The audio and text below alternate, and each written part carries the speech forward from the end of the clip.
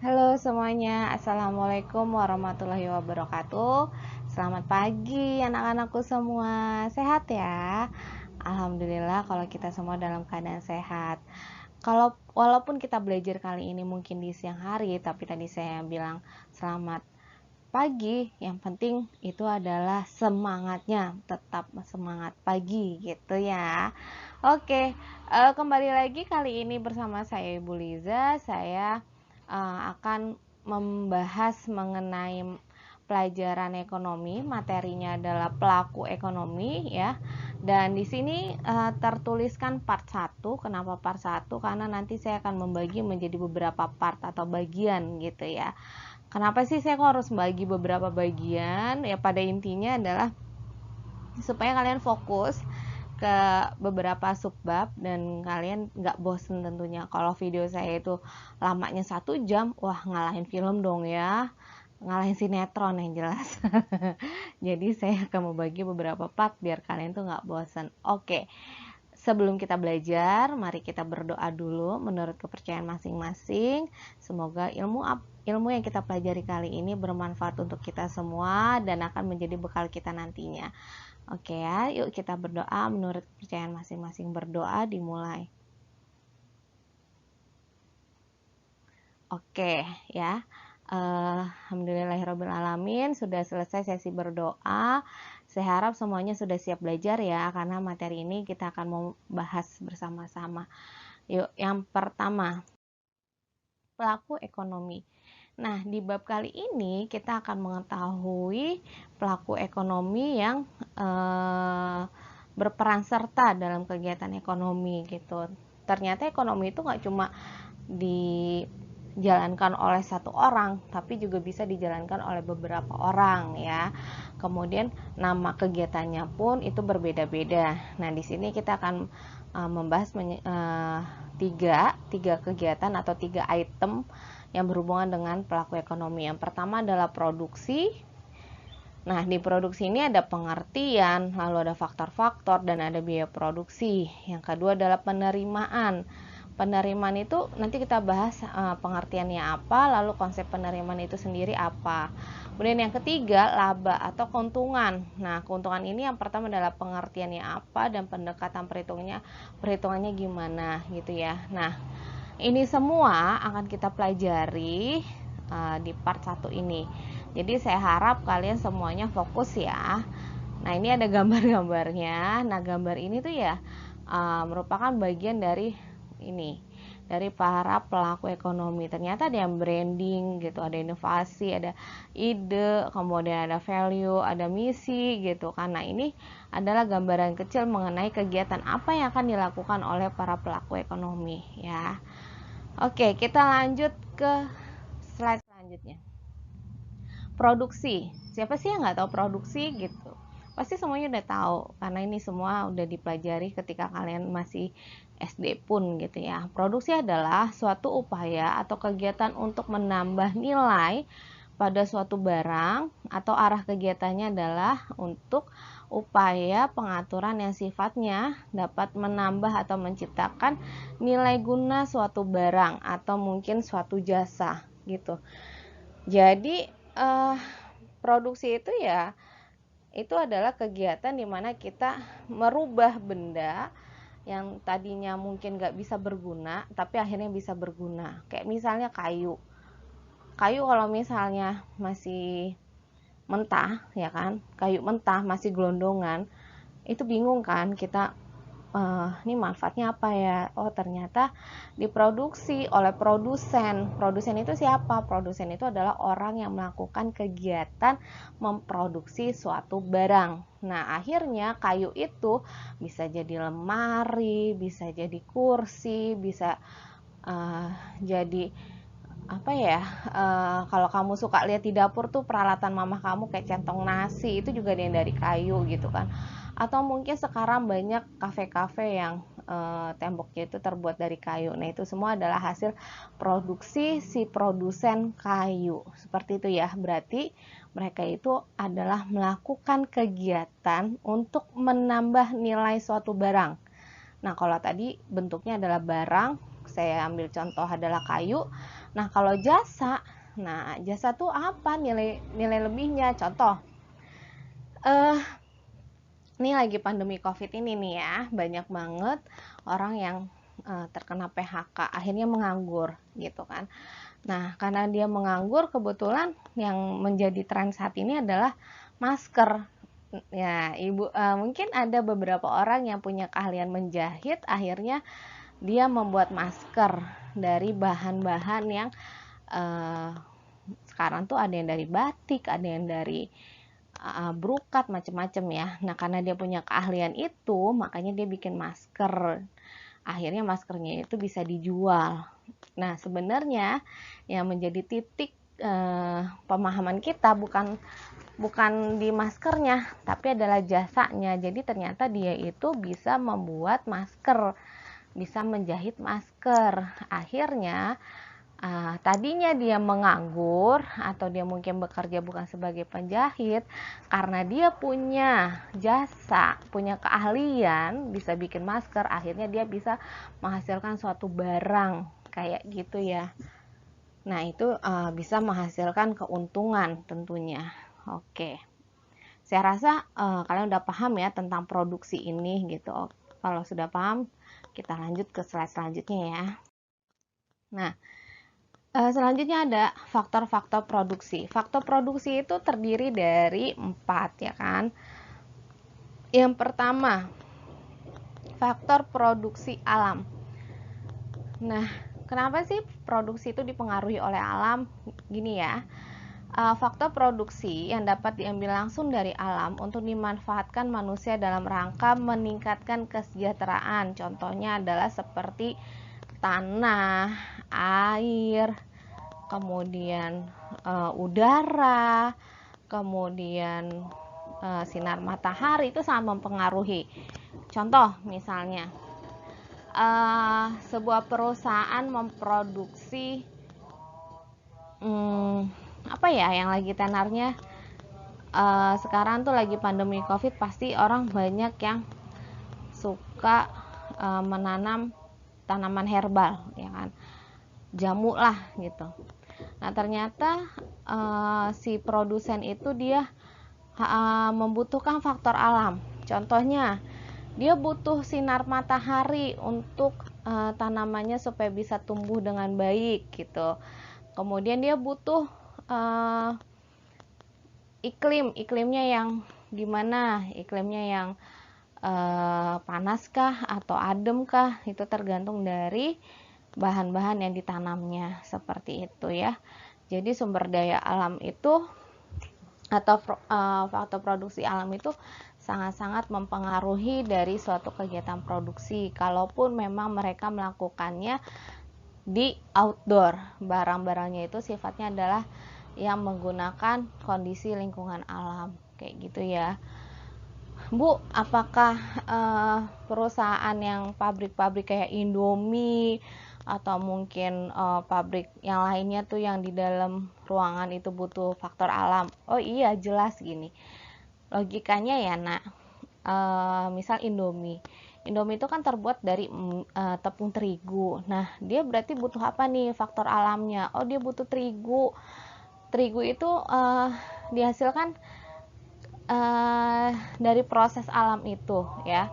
Berarti mau nggak mau dia juga berpengaruh terhadap faktor produksi alam. Kalau kondisi alamnya lagi tidak baik atau mungkin si supplier terigu yang dilakukan kerjasama oleh perusahaan itu mengalami krisis, misalnya krisisnya itu biasanya terjadi karena mungkin bencana alam gitu kan, di daerahnya terjadi bencana alam, akhirnya nggak bisa nge-supply terigu yang banyak ke perusahaan tersebut, akhirnya produksi mie-nya terganggu, seperti itu ya. Kemudian yang kedua, faktor produksi tenaga kerja. Nah, ini dia. Indonesia tuh sebenarnya kaya akan orang-orang yang berpengetahuan luas, berkompeten dalam bidangnya, kemudian punya keahlian yang luar biasa. Tapi seringkali banyak orang yang menginginkan untuk bekerja di luar negeri. Ya, itu memang pilihan hidup ya. Cuma ya ada beberapa hal yang mungkin menjadi pertanyaan kita semua, itu kenapa terjadi seperti itu gitu ya. Tapi sebenarnya nggak kalah ini juga ya, maksudnya nggak kalah pentingnya juga kalaupun mereka memperdulikan bangsanya sendiri. Nah, faktor produksi tenaga kerja ini ya, mereka itu sangat berperan sekali nih. Faktor alam tidak akan berjalan tanpa orang ini ya. Baik itu pabrik juga sekalipun ya yang menggunakan mesin, tetap dia pasti butuh tenaga kerja. Untuk apa? Untuk operator mesinnya. Terus kalau mesinnya rusak, emang mesinnya bisa memperbaiki sendiri kan? Enggak, tetap butuh teknisi kayak gitu ya. Jadi tenaga kerja juga sangat-sangat dibutuhkan untuk menjalankan kegiatan produksi ini seperti itu. Nah, nggak cuma untuk memproduksi suatu barang, kemudian ketika melakukan kegiatan misalnya pencarian ide, kreativitas untuk membuat suatu barang, itu juga kan membutuhkan pemikiran dari manusia ya, atau tenaga kerja. Kemudian melakukan marketing, terus melakukan pembaruan inovasi gitu juga kan butuh tenaga dan pikiran dari tenaga kerja ya. Kemudian yang ketiga, faktor produksi modal. Alam udah, manusia udah, kira-kira bisa berjalan nggak tanpa adanya modal? No, itu semua tidak akan bisa berjalan tanpa adanya modal. Modal itu apa sih? Identik dengan uang gitu ya.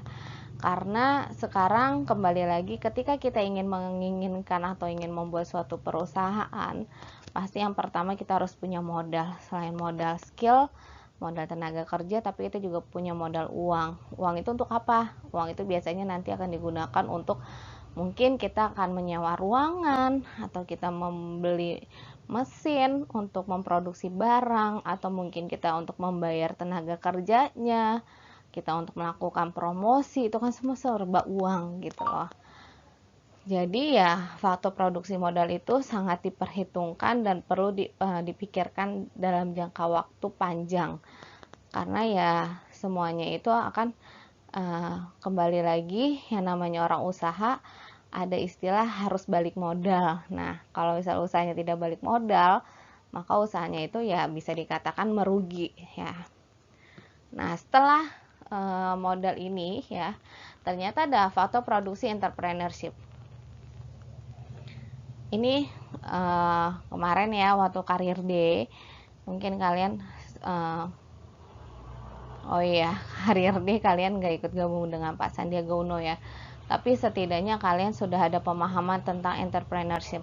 Nah, di sini orang yang ingin melakukan kegiatan produksi, pada dasarnya mereka ingin membuat sebuah usaha gitu ya.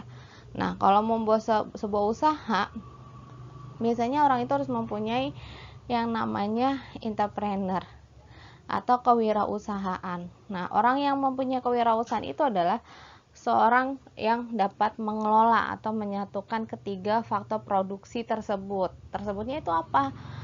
Faktor alam, produksi tenaga kerja ya, dan juga modal. Jadi semua ini dikombin. Nah, jadi satu. Gimana cara memanagenya?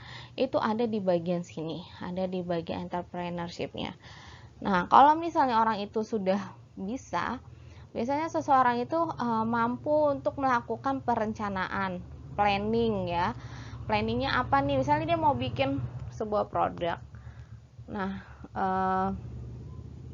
planning dulu deh ceritanya, dia itu diagendakan mau bikinnya kapan, ketemu sama orang yang nih, cari bendanya apa ya kan, terus ketemu orangnya kapan, kemudian pengelolaan modalnya juga kapan gitu. Nanti kalau sudah ini semuanya sudah ketemu planningnya, dia akan menggerakkan atau actuating ya, menggerakkan itu semua, akhirnya bisa melakukan organizing atau koordinasi atau mengkoordinasikan. Setelah dia mengkoordinasikan itu semua ya, mereka akan mengontrol atau mengawasi atau controlling. Jadi apakah itu semuanya berjalan dengan lancar atau tidak. Nah, yang tadi saya bilang, ketika dia mampu melakukan planning, accounting, organizing, kemudian controlling, itu semua ada dalam kesatuan POAK. POAK itu apa sih? Oh, ternyata POAK itu adalah suatu pemahaman tentang manajemen, di mana orang itu bisa melakukan entrepreneurship-nya dengan baik dengan menggunakan sistem POAK tersebut. Gitu ya. Oke, saya rasa udah paham ya tentang faktor-faktor produksi. Saya akan melanjutkan ke materi slide selanjutnya. Nah, ini dia biaya produksi atau cost produksi. Biaya dalam pengertian produksi adalah semua beban yang harus ditanggung oleh produsen untuk menghasilkan suatu produksi. Biaya produksi itu adalah semua pengeluaran yang dilakukan oleh perusahaan untuk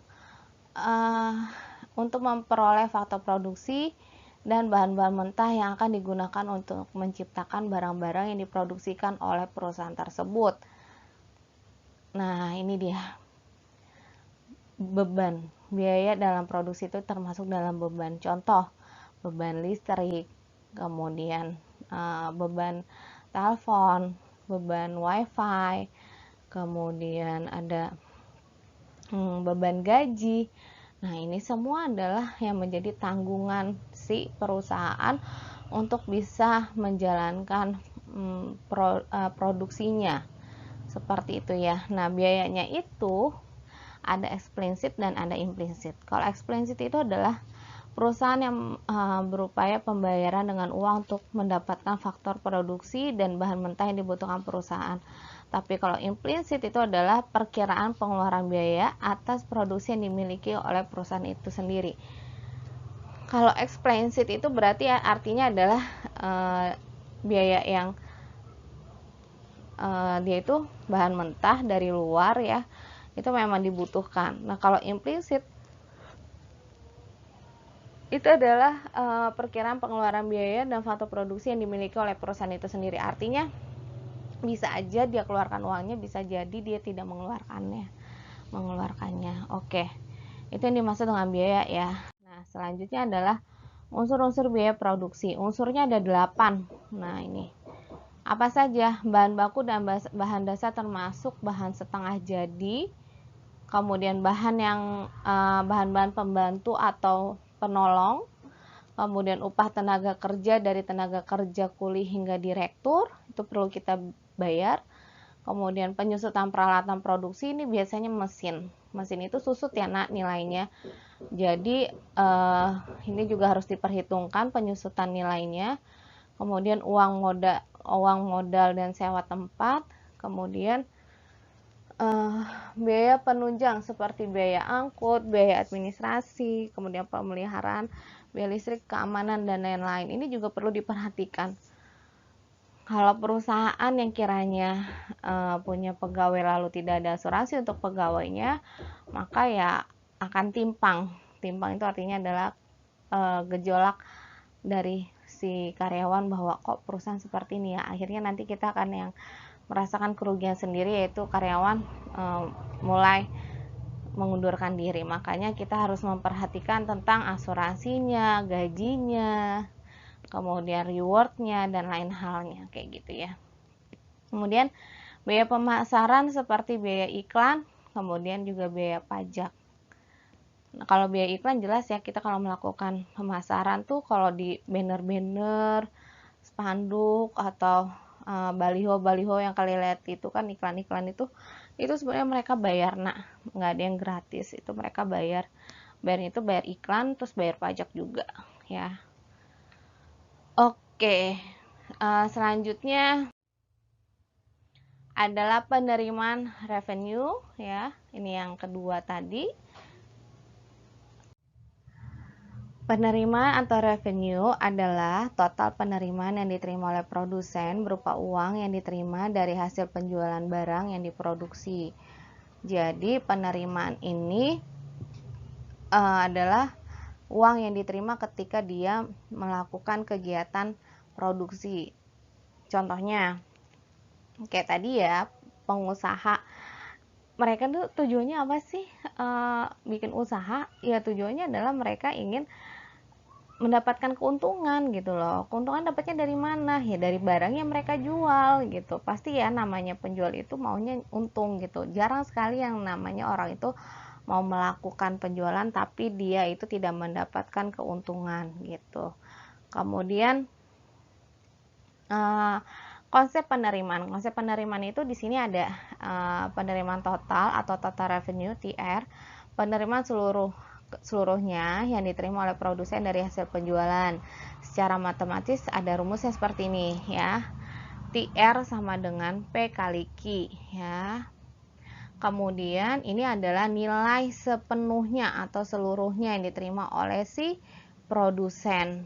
Nah, kalau yang kedua, penerima rata-rata ini adalah penerima produsen per unit yang dijualnya. Secara matematis itu rumusnya adalah AR sama dengan TR dibagi Q. AR itu adalah average revenue, TR itu adalah tadi ya total revenue, lalu dibagi Q. Q itu apa sih? Quantity barangnya, karena ini adalah istilahnya per unit barang ya. Kayak kemarin kita udah belajar tentang penerimaan dan penawaran dan permintaan, ada price dan juga ada quantity. Kemudian di sini penerimaan marginal atau MR yaitu adalah kenaikan penerimaan total yang disebabkan oleh tambahan penjualan sebesar 1 unit. Rumusnya adalah MR sama dengan TR dibagi Q ya. Ini adalah konsep penerimaannya. Jadi ada total revenue, ada average revenue, dan ada penerimaan marginal. Oke, terima kasih semuanya. Dah.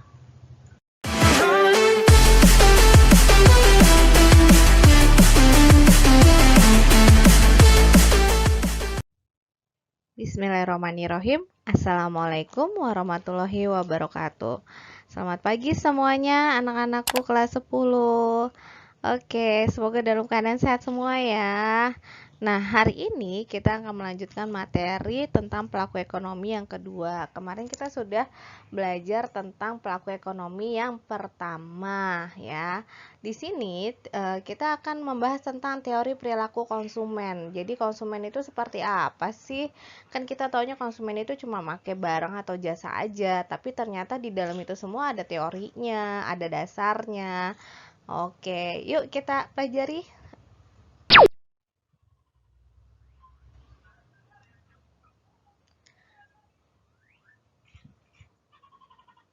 Oke, di sini ada teori perilaku konsumen ya.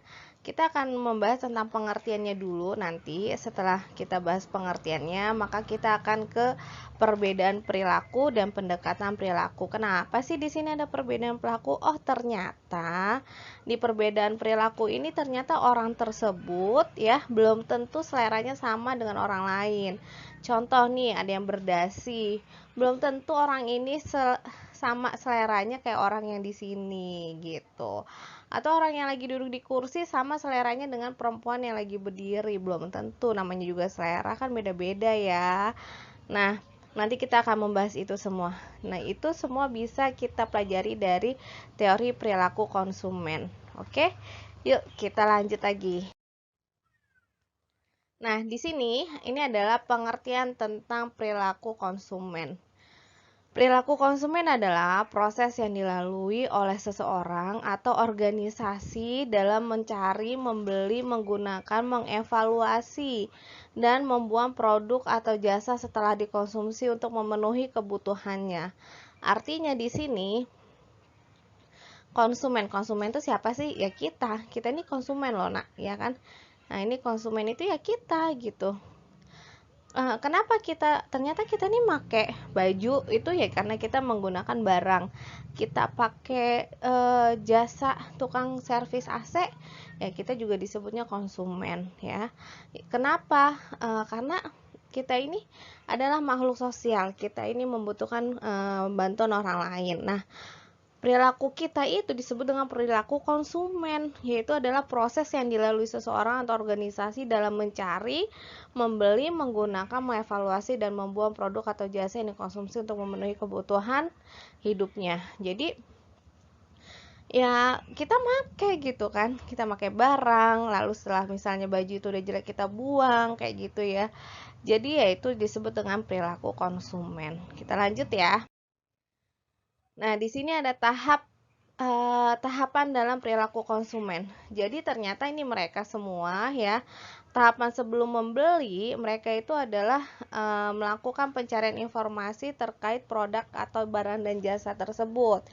Kemudian nanti pada tahap sebelum pembelian konsumen akan melakukan pencarian informasi yang berhubungan dengan barang tersebut.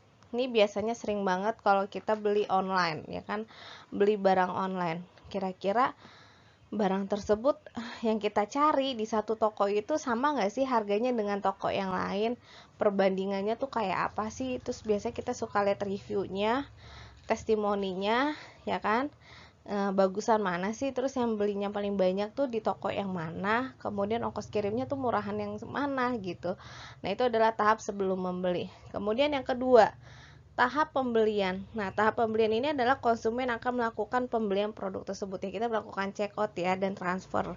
Setelah melakukan pembelian, ternyata konsumen itu melakukan kegiatan yang namanya adalah konsumsi. Jadi dia itu bisa menggunakan produk tersebut, kemudian dia mengevaluasi produk tersebut, dan dia lalu melakukan proses pengambilan keputusan apakah nanti beli barang itu lagi di toko yang sama atau dia akan nyari di toko yang lain, atau dia biasanya membandingkan, oh kalau misalnya ibu-ibu ya, atau saya kebetulan punya anak, jadi saya bisa membandingkan misalnya beli Pampers nih, kayaknya Pampers merek si A lebih oke dibandingin si B gitu.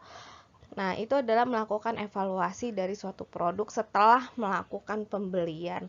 Atau mungkin misalnya beli benda kayak beli Pampers saya mereknya sama tapi di toko yang beda. Nah, biasanya kan pelayanan dari toko tersebut juga mempengaruhi dari evaluasi saya. Apakah barangnya segera diantar, kemudian harganya lebih murah kah, atau kos kirimnya lebih murah, atau packagingnya itu lebih baik atau tidak. Nah, itu akan menjadi evaluasi kita ya. Kemudian selanjutnya dilihat dari pengkonsumsian suatu produk, perilaku konsumen dibedakan menjadi dua, yaitu adalah perilaku konsumen yang rasional, kemudian perilaku konsumen yang irasional. Nah, di sini kalau yang namanya rasional itu adalah orang itu melakukan kegiatan sesuai dengan produk yang biasanya bisa memberikan kepuasan atau nilai guna yang optimal. Kemudian proses itu benar-benar dilakukan oleh konsumen, lalu kualitas dan mutu produk tersebut terjamin dengan baik, harga dan produk sesuai dengan setara kemampuan yang dimiliki oleh konsumen. Jadi semuanya itu rasional dengan pemikiran menggunakan logika gitu ya. Dan biasanya di sini dia tidak menggebu-gebu. Nah, biasa kalau rasional itu memang kebutuhan yang dimana sangat mendasar, atau dia tuh penuh dengan pertimbangan kayak gitu. Nah, kalau yang irasional itu adalah kebalikannya dari perilaku rasional. Biasanya dilakukan adalah pembelian produk yang tanpa memikirkan atau tanpa memperkirakan kegunaan dari produk tersebut. Contohnya misalnya tertarik karena adanya diskon, kemudian merek, atau mengutamakan gengsi atau prestis. Ini biasanya sih selera ya, atau biasanya orang gampang termakan oleh iklan, atau mungkin lagi flash sale, atau mungkin lagi wah lagi Harbolnas nih gitu kan 99 misalnya kayak kemarin, banyak orang belanja, sebenarnya itu dia nggak butuh di saat ini, tapi karena memang mereka merasa wah murah dan bla bla bla, akhirnya belanja banyak, akhirnya banyak yang tidak terpakai dalam jangka waktu dekat. Nah, itu yang disebut dengan irasional. Jadi membeli tanpa memikirkan yang namanya skala prioritas kayak gitu ya. Nah, selanjutnya pendekatan perilaku konsumen. Pendekatan perilaku konsumen ini yaitu adalah dimana adanya pendekatan nilai guna atau utility atau kardinal ya. Nah, di sini ada cirinya. Yang pertama yaitu adalah kepuasan konsumsi dapat diukur dengan satuan ukur. Kemudian yang kedua, makin banyak barang dikonsumsi, semakin besar tingkat kepuasan. Yang ketiga, terjadi hukum the law of diminishing marginal utility pada tambahan kepuasan setiap satu satuan. Kemudian yang keempat, tambahan kepuasan untuk tambahan konsumsi satu unit barang yang bisa dihargai dengan uang, sehingga makin besar kepuasan maka semakin mahal harganya. Nah, ini biasanya untuk benda yang itu tadi, semakin mahal harga barang tersebut biasanya tingkat kepuasannya semakin tinggi. Saya akan membahas dari yang poin A dulu ya. Kepuasan konsumsi dapat diukur dengan satuan ukur. Maksudnya orang tuh kalau makan di restoran biasanya makanannya tuh tidak enak, atau enak banget misalnya gitu. Ada ratingnya ya. Nah, itu bisa diukur.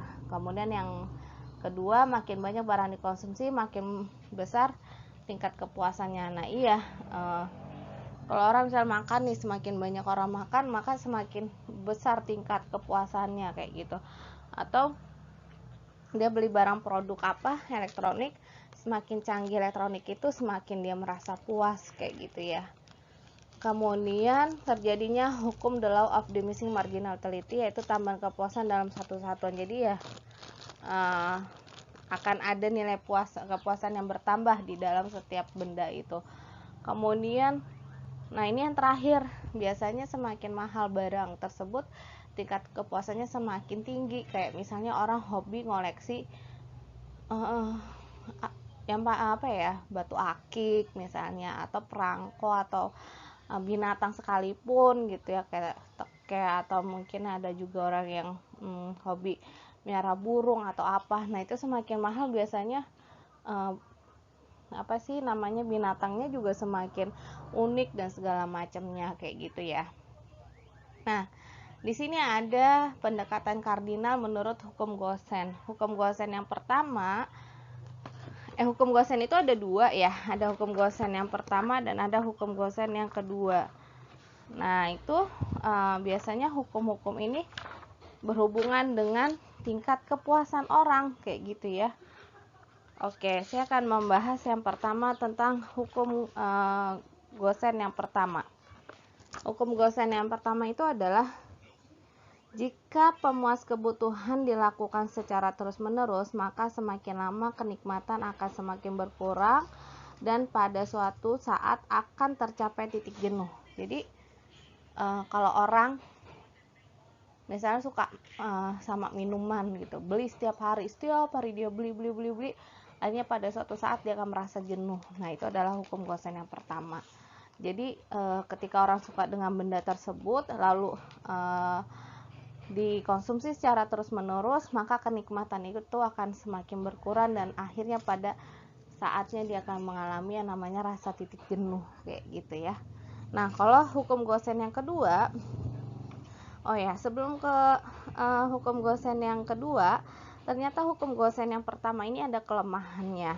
Kelemahannya yang pertama adalah ini tidak berlaku bagi orang yang mengonsumsi barang yang memabukkan. Contohnya kayak minuman keras, terus obat-obatan yang terlarang. Nah, itu berbeda halnya. Kalau itu ya semakin banyak orang minum, semakin dia menikmati gitu kan. Nah, kalau udah semakin menikmati, udah itu hukum Gosennya udah tidak berfungsi buat dia ya.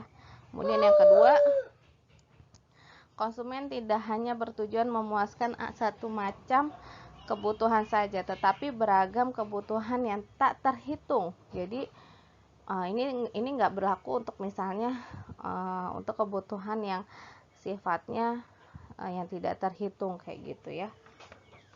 Kayak kita tuh butuh air gitu kan ya, itu kan nggak kehitung gitu ya. Nah, itu hukum Gosennya udah nggak berlaku lagi. Nah, kalau yang ketiga,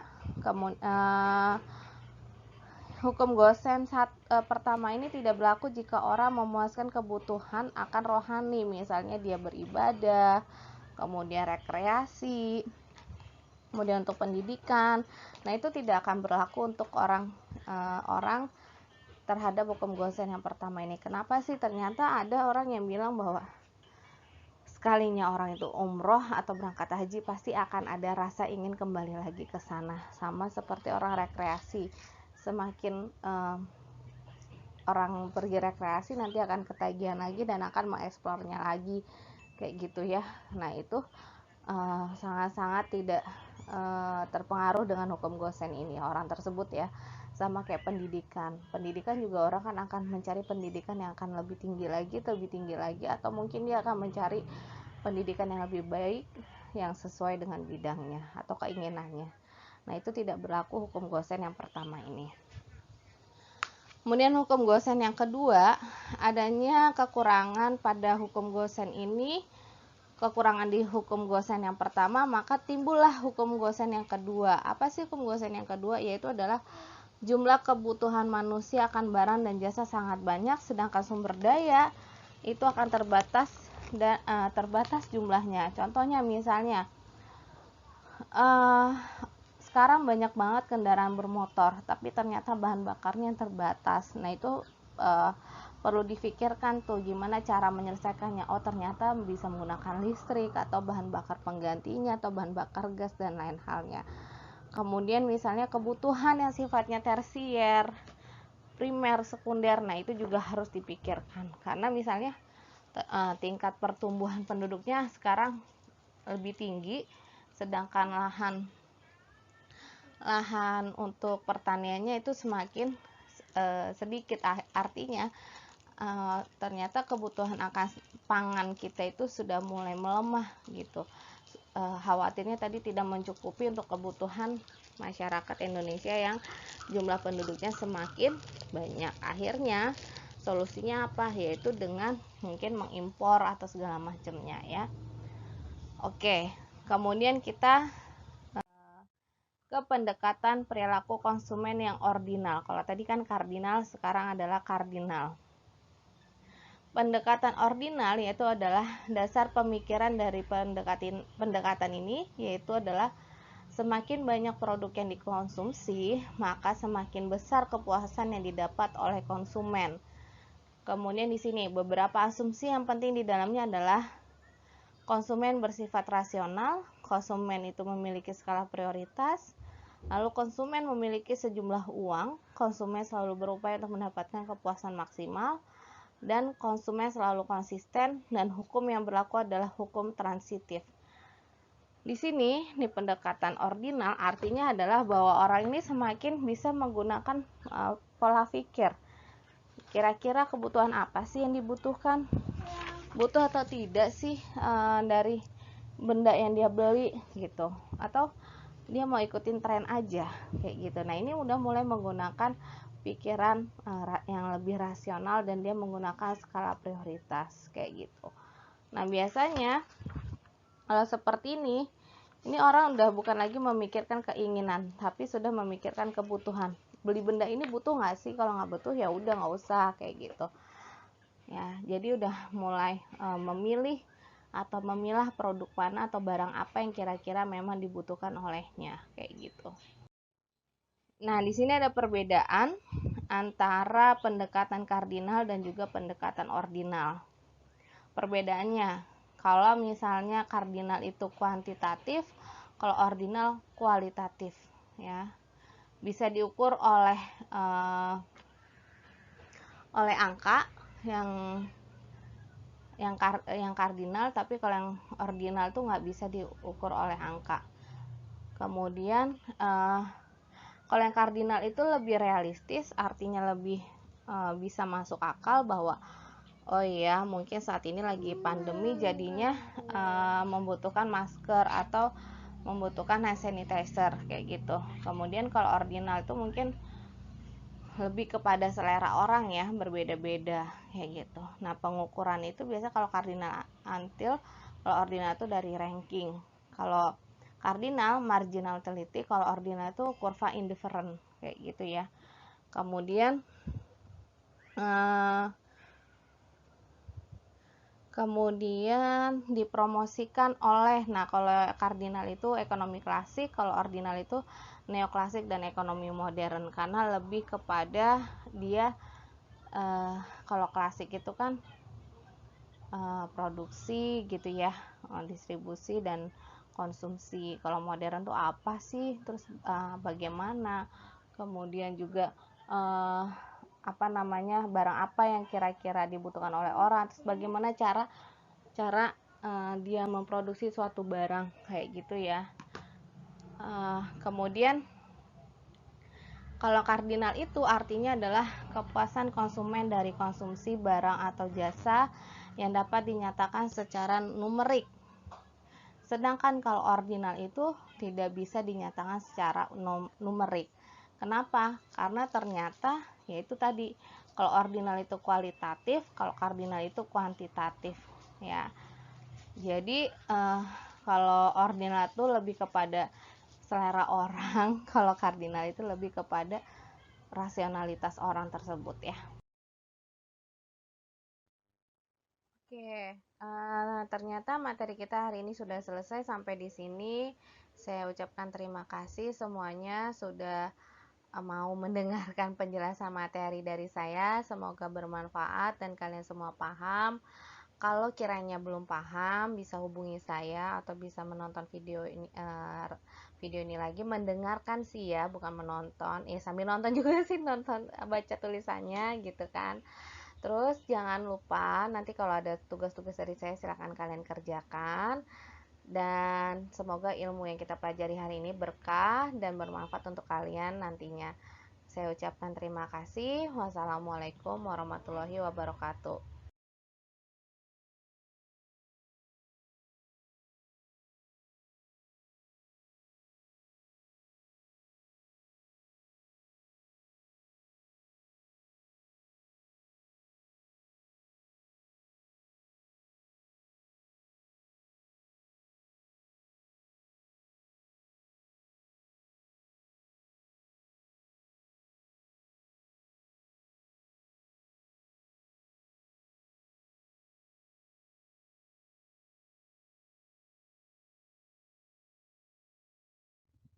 Bismillahirrahmanirrahim. Assalamualaikum warahmatullahi wabarakatuh. Selamat pagi semuanya, anak-anak. Sehat ya? Oke, ini ibu nggak tahu sih sebenarnya pas bikin video ini pagi atau siang atau sore ngajarin kalian, tapi yang penting semangatnya adalah semangat pagi. Artinya adalah masih semangat semua nih, belum ngantuk ya kan, masih seger matanya, badannya juga masih seger, bangun tidur gitu. Oke, hari ini kita mau lanjutin lagi ya materi yang minggu lalu kita sudah belajar tentang pelaku ekonomi yang part 2. Nah, sekarang adalah part 3 kayak gitu ya. Oke. Sebelumnya di sini saya mau ngasih tahu ke kalian bahwa pelaku ekonomi itu sebenarnya adalah orang yang menjalankan kegiatan perekonomian. Nah, orangnya itu siapa aja? Orangnya itu adalah ya ada pemerintah, masyarakat luar negeri, kemudian ada konsumennya juga. Oke, yuk kita lanjut ya. Nah, ini dia pengertian pelaku ekonomi. Pelaku ekonomi adalah merupakan individu-individu atau lembaga-lembaga yang terlibat dalam proses kegiatan ekonomi, baik produksi, distribusi, maupun konsumsi. Yang berperan dalam pelaku ekonomi adalah rumah tangga masyarakat, perusahaan atau sektor usaha, dan pemerintah. Jadi, ya ini pelaku ekonomi itu ya adalah orang-orang itu atau lembaganya. Nah, di sini ada yang bilang bahwa rumah tangga masyarakat. Rumah tangga masyarakat itu siapa sih? Oh, rumah tangga masyarakat itu ternyata kita, ya kan? Kita ini masyarakat, ya. Kalian sih emang belum menikah gitu kan, tapi kalian masuk dalam rumah tangga masyarakat. Tuh perusahaan itu siapa? Ya PT, perusahaan gitu kayak Unilever, Astra dan segala macamnya. Pemerintah siapa? Yaitu pemerintah daerah, bisa DKI atau pemerintah pusat Indonesia kayak gitu ya. Kita lanjut ya. Macam-macam pelaku ekonomi. Yang pertama adalah rumah tangga, keluarga atau konsumen. Kenapa sih rumah tangga keluarga itu disebut dengan konsumen? Karena gini, ternyata keluarga itu biasanya yang paling banyak menggunakan barang dan jasa. Ya nggak sih? Iya dong pastinya. Kayak kalian itu kan orang tua kalian pasti dia suka belanja bulanan atau mingguan. Nah, itu adalah konsumen membeli barang. Nah, rumah tangga keluarga menyediakan tenaga kerja, tanah atau lahan, modal, keahlian atau manajemen atau kewirausahaan. Dari faktor tersebut nanti akhirnya rumah tangga konsumen atau keluarga memperoleh penghasilan untuk membeli barang kayak gitu. Untuk apa sih beli barang? Untuk memuas kebutuhan.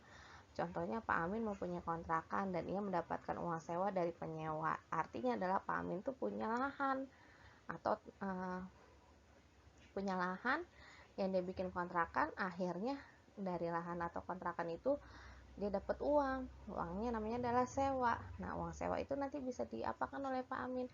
Ya, bisa buat belanja kebutuhan pokok, bisa buat beli pulsa anaknya atau bayar wifi segala macam gitu ya.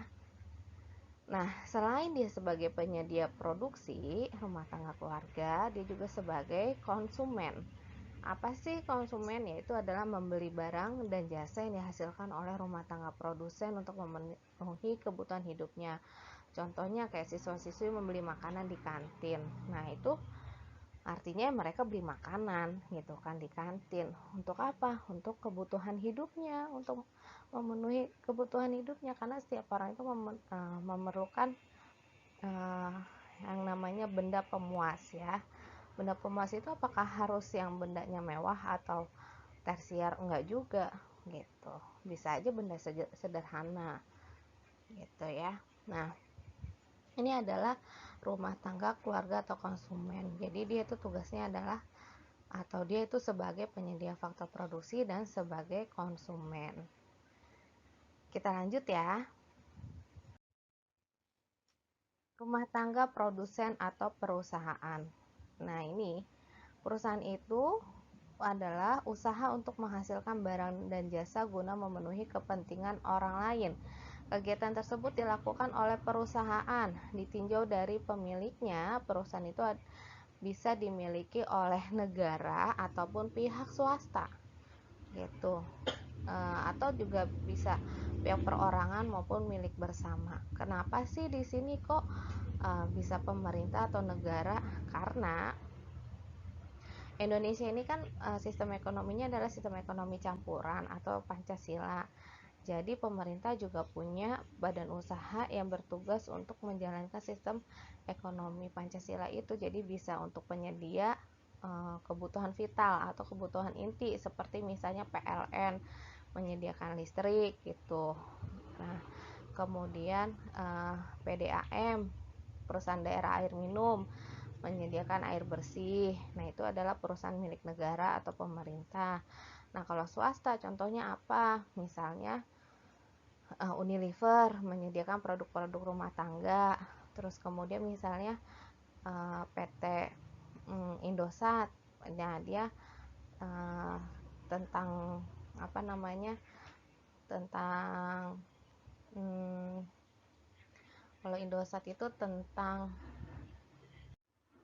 kalau Indosat itu tentang komunikasi ya kan, jaringan kayak gitu. Jadi ya semuanya itu perusahaan itu punya bagian masing-masing. Ada sih beberapa perusahaan yang bidangnya sama, tapi biasanya itu pihak swasta. Tapi kalau pemerintah pusat atau daerah biasanya dia itu sudah tergolongkan sendiri-sendiri.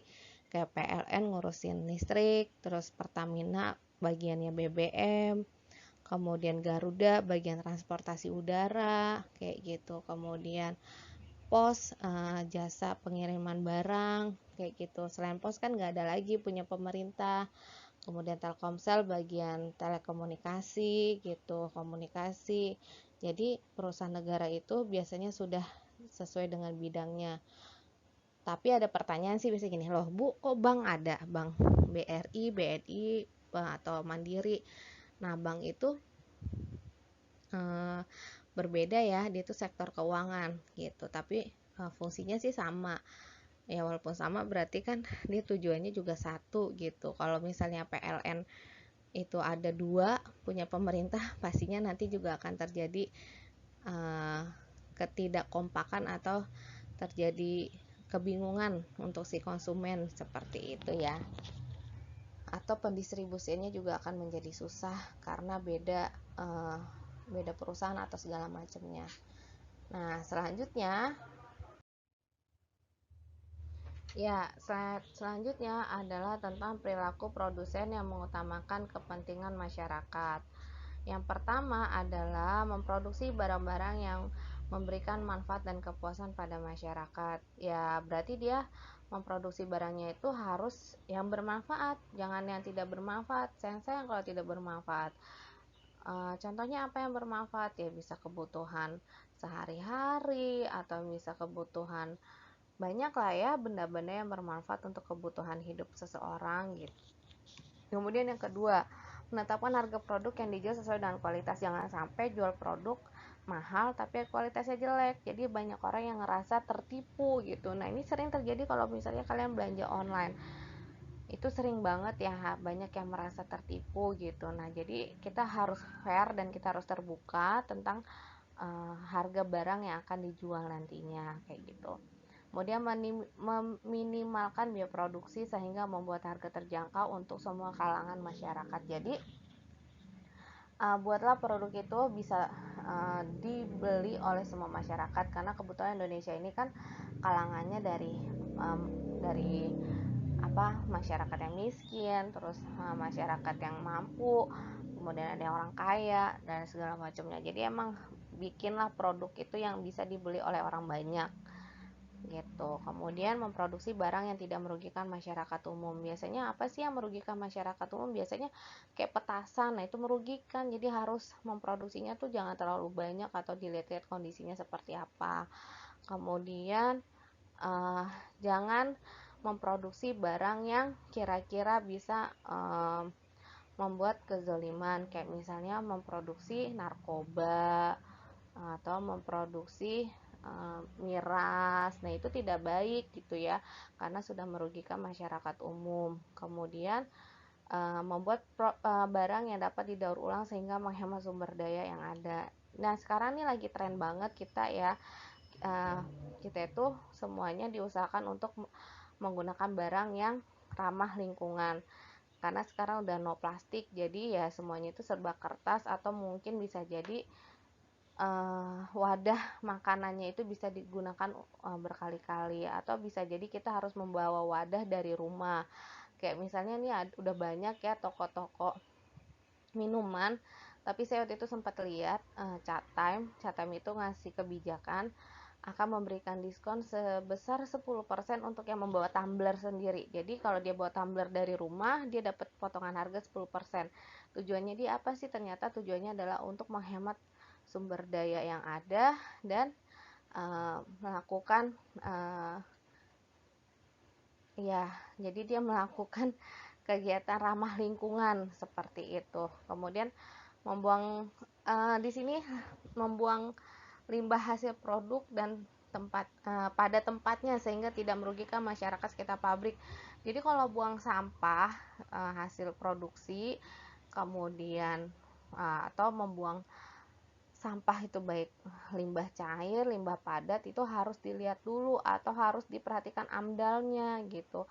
Apakah sudah baik atau belum? Kenapa sih demikian? Karena bisa merusak ekosistem sekitar. Kayak misalnya di sekitar pabrik ternyata ada empang. Kalau kalian tahu empang itu ada kayak kolam gitu di tanah. Nah, itu kalau banyak ikannya bisa pada mati, atau mungkin airnya di sana kualitasnya jadi jelek. Nah, itu sangat berbahaya untuk kesehatan masyarakat. Kemudian yang terakhir adalah membayar pajak yang telah ditetapkan oleh pemerintah. Jadi perusahaan itu harus bayar pajak kepada pemerintah sesuai dengan aturan yang sudah diberikan. Kenapa? Karena ternyata pajak itu merupakan pendapatan yang terbesar di Indonesia. Kenapa terbesar?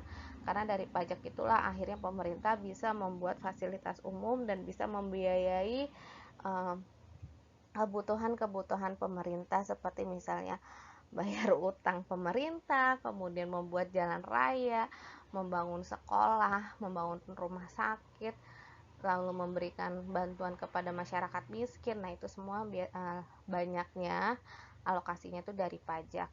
Jadi, ya perusahaan sebaiknya membayar pajak kepada pemerintah sesuai dengan aturan yang telah ditetapkan. Jangan menipu hasil laporan pendapatan dari perusahaannya. Seperti itu ya. Oke, selanjutnya adalah perilaku produsen yang dapat merugikan masyarakat. Yang pertama adalah melakukan penipuan mengenai kandungan yang terdapat dalam produk. Jangan sampai kita membohongi pabrik bahwa isinya tuh semuanya halal gitu kan. Ternyata setelah dicek ada yang tidak halal. Nah, itu tidak boleh. Jadi kita harus jujur bahwa apa yang kita pakai untuk produk tersebut gitu. Membuang limbah pabrik dekat dengan pemukiman warga. Ini jelas mengganggu gitu kan. Karena limbah pabrik itu bisa mengganggu ekosistem, terus bisa mengganggu kesehatan masyarakatnya, kemudian mengganggu lingkungannya. Nah, kalau sudah mengganggu lingkungan, berarti nanti kualitas airnya juga di sana jelek, tidak bagus. Akhirnya nanti banyak masyarakat yang dirugikan. Kemudian yang ketiga, tidak menghemat sumber daya yang digunakan. Nah, ini kita harus menghemat. Kenapa sih? Karena ada beberapa sumber daya alam itu yang tidak bisa diperbaharui. Kalau tidak bisa diperbaharui ya mau tidak mau kita harus menghemat. Gimana sih caranya menghemat? Nah, itu harus memperhatikan efisiensi dalam melakukan produksi.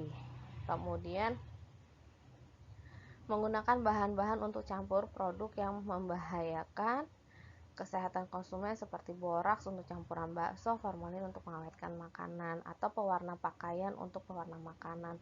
Itu sangat berbahaya, jadi kalau itu tidak boleh dipakai untuk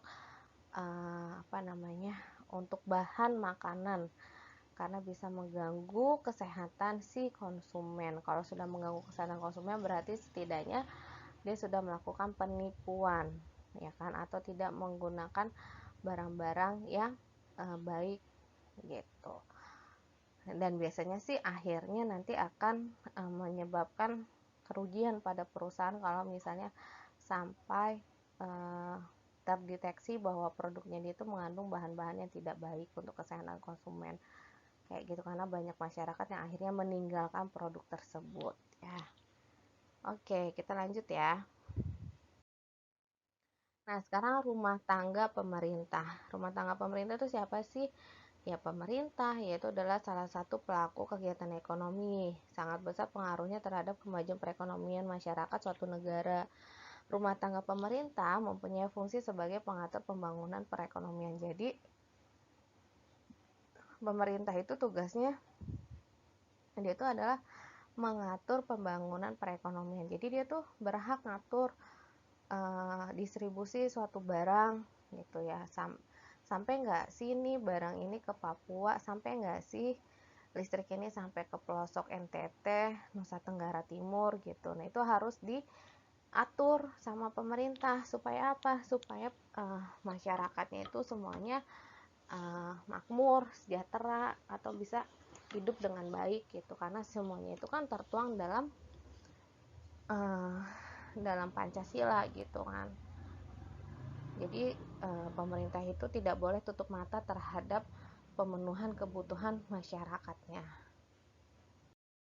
Tujuan yang diinginkan oleh pemerintah apa? Dia sebagai rumah tangga pemerintah, satu, meningkatkan kesempatan kerja. Jadi dia kalau bikin perusahaan, dia bisa mengurangi pengangguran karena dia butuh tenaga kerja, akhirnya membuka kesempatan kerja. Kemudian yang kedua, mengendalikan tingkat inflasi. Dia bisa mengatur nih, kalau terjadi inflasi berarti dia harus menjual surat berharga perusahaannya gitu, supaya uang yang ada di masyarakat tidak terlalu banyak. Kemudian yang ketiga, menstabilkan neraca pembayaran luar negeri supaya bisa nambah manfaatnya. Kemudian yang keempat, meningkatnya pertumbuhan ekonomi dan menciptakan masyarakat adil dan makmur. Itu yang tadi saya bilang bahwa masyarakat itu semuanya harus terjamin kesejahteraannya oleh pemerintah. Makanya pemerintah melakukan yang namanya pemerataan atau pendistribusian yang baik suatu barang agar bisa sampai kepada si konsumen gitu, atau pemerataan pembangunan. Jadi daerah-daerah pelosok-pelosok itu sudah tidak lagi kesulitan mendapatkan bahan makanan. Semuanya sudah diatur sedemikian rupa oleh pemerintah. Kegiatan produksi yang dilakukan oleh rumah tangga pemerintah yang pertama adalah mengelola kekayaan alam suatu negara. Kemudian yang kedua, membangun perusahaan yang menguasai hajat hidup orang banyak seperti perusahaan pembangkit tenaga listrik, perusahaan air minum, perkebunan, dan lain-lain. Kemudian membangun sarana prasarana transportasi umum seperti busway, kemudian link Jeko, itu yang kebetulan ada di Jakarta ya. Kalau di luar kota bisa jadi ada APTB gitu kan. Kemudian ada Kuantas Bima, macam-macam. Kemudian membangun gedung fasilitas umum untuk pendidikan, kesehatan sosial ya, bangun rumah sakit, bangun sekolah, terus bangun yayasan untuk panti jompo atau anak terlantar kayak gitu. Kemudian membangun tempat-tempat kebutuhan masyarakat. Nah, tempat-tempat kebutuhan masyarakat tuh misalnya kayak taman, kemudian kayak mall atau segala macam. Nah, itu bisa ya. Apa sih tujuannya? Tujuannya adalah untuk mensejahterakan rakyatnya. Jadi kegiatan produksi yang dilakukan oleh rumah tangga pemerintah ini tujuannya adalah untuk mensejahterakan rakyatnya. Kemudian selanjutnya, kegiatan distribusi yang dilakukan oleh rumah tangga pemerintah. Kegiatan distribusi yang dilakukan oleh pemerintah itu yang pertama adalah mendistribusikan kebutuhan listrik di seluruh daerah NKRI. Itu tadi saya bilang, jangan sampai ada daerah yang tidak mendapatkan kesejahteraan. Kesejahteraan itu apa sih? Kesejahteraan itu nggak cuma dalam bentuk uang, tapi bisa jadi dalam pemenuhan bahan makanan, kemudian misalnya listrik, atau misalnya telekomunikasi, dan lain halnya. Menyediakan jasa transportasi darat, air, dan udara, kayak gitu. Untuk apa? Untuk memudahkan distribusi. Misalnya ke Papua nih, nggak mungkin dong kita bisanya lewat jalur darat aja, pasti kan harus ngelewatin jalur air atau udara kayak gitu ya, karena mungkin posisinya atau medannya yang sulit. Ada sih beberapa daerah itu nggak bisa loh dilalui oleh jalur darat, harusnya udara, itu ada. Kemudian menyediakan jasa telekomunikasi, itu tadi yang saya bilang ya, supaya semuanya itu dapat dengan mudah bisa saling berhubungan. Jadi udah nggak ada lagi nih masyarakat yang kekurangan sinyal atau nggak bisa internetan, apalagi lagi kayak gini ya. Jadi banyak pembelajaran yang di rumah.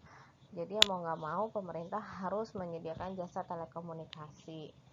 Kemudian menyediakan jasa dalam bidang pendidikan, sosial, kesehatan, dan lain-lain. Apa tujuan dari kegiatan distribusi ini? Tujuan ini adalah untuk menyalurkan barang dan jasa sehingga dapat dinikmati oleh seluruh rakyat. Ya, kembali lagi supaya masyarakatnya itu hidup sejahtera, hidup makmur gitu ya. Nah, selain distribusi dan produksi tadi, yang terakhir adalah kegiatan konsumsi yang dilakukan oleh rumah tangga pemerintah. Yang pertama adalah melakukan belanja negara untuk kepentingan negara, lalu membayar gaji pegawai pemerintah dan tenaga ahli. Jadi dia itu kan udah pakai tenaga orang ya kan untuk bekerja di perusahaannya dia gitu, mau nggak mau ya dia tuh harus menggaji orang tersebut gitu. Itu adalah namanya konsumsi atau belanja negara. Tujuannya apa? Tujuannya adalah untuk kelancaran jalannya pemerintahan kayak gitu ya. Oke. Kita lanjutin ya. Selanjutnya adalah tentang rumah tangga luar negeri. Nah, rumah tangga luar negeri ini adalah peranan masyarakat luar negeri dalam perekonomian. Itu sangat penting dalam perekonomian yang mengglobal seperti sekarang. Kenapa sih? Ternyata nggak bisa loh negara itu tanpa bantuan orang lain atau tanpa bantuan negara lain, karena kita ini adalah makhluk sosial dan negara juga sebenarnya makhluk sosial. Dulu tuh Cina terkenal sebagai negara komunis atau yang dia menganut sistem ekonomi terpusat gitu, tapi akhirnya dia sudah mulai bisa membaur ke kancah internasional. Akhirnya dia melakukan kegiatan perekonomian internasional, atau dia sudah melakukan ekspor atau impor kayak gitu. Nah, di sini dalam perdagangan internasional mereka itu sangat membantu, peranan rumah tangga luar negeri itu sangat membantu, di kita juga sangat membantu. Kenapa sih kok sangat membantu? Ternyata mereka itu adalah bisa sebagai konsumen. Kayak misalnya kita mengekspor kopi gitu. Oh ternyata kopi kita terkenal loh di luar negeri gitu kan. Nah itu artinya adalah mereka itu sebagai konsumen. Nah yang kedua, masyarakat luar negeri itu sebagai produsen kayak gitu. Nah kalau mereka sebagai produsen ini biasanya produk kita banyak yang terbuat dari Cina. Nah kalau udah terbuat dari Cina, berarti Cina lah yang memproduksi gitu. Kemudian masyarakat luar negeri sebagai investor. Nah, kalau investor berarti dia menanamkan modalnya. Kayak misalnya ternyata kemarin kereta MRT kita dari Jepang. Nah, berarti mereka para investor gitu. Kemudian selain kereta cepat ada kereta apa lagi tuh yang Jakarta Bandung ya, LRT ya. Nah, itu dari Korea kalau nggak salah ya. Korea atau dari Cina gitu ya. Itu juga investor gitu. Dan yang terlebih lagi sumber tenaga kerja ahli. Jadi kita kalau ngeliat orang-orang bule yang ada di Indonesia tuh bisa jadi mereka tenaga ahli yang ada yang bekerja di suatu perusahaan gitu. Mereka bisa ngasih informasi atau pembinaan terhadap suatu apa ya namanya, bidang yang atau dia tim ahli lah dalam di sebuah perusahaan kayak gitu. Selanjutnya ya, rumah tangga luar negeri itu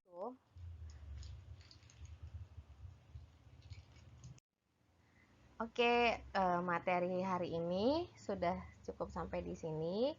Jadi kita hari ini sudah mempelajari tentang rumah tangga konsumen, rumah tangga produsen, pemerintah, kemudian masyarakat luar negeri. Nah mereka itu tugasnya masing-masing, tapi ada sih yang mirip dan sama, dan kemiripan yang sama itu nanti kita biasanya membahasnya di diagram circular flow. Setelah ini kita akan mempelajari tentang diagram circular flow.